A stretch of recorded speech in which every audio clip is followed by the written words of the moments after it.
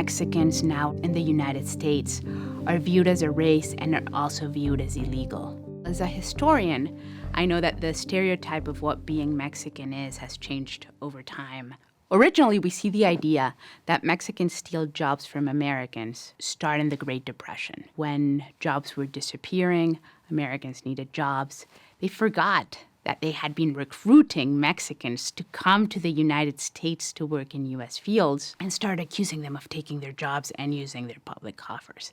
Now, as soon as the Depression ends and the U.S. enters the Second World War, they start needing laborers again.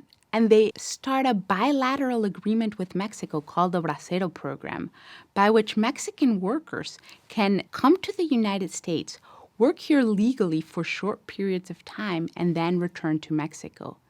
In other words, as soon as the Depression ends, the U.S. requires more laborers, and they immediately go back to asking Mexicans to come to the United States. Rather than addressing these structural shifts in the economy, it was easier for American citizens, for the unions, and for politicians to scapegoat and present undocumented migrants as the cause of why Americans were losing their jobs. This idea has not left. The idea that migrants are stealing the resources and jobs of Americans continues to be a part of the rhetoric today and can be used at any time that fear needs to be provoked.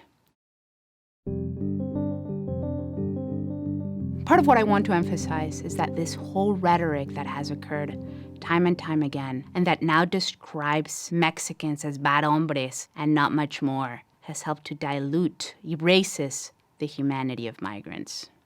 While doing oral history interviews, I got to unearth and hear the stories of hundreds of Mexican migrants and their families. Stories about their love lives, stories about the hardships of crossing the border, stories that presented their vulnerabilities, their contradictions, stories that were much more complex and that have been erased by the narrative that exists around Mexican migrants.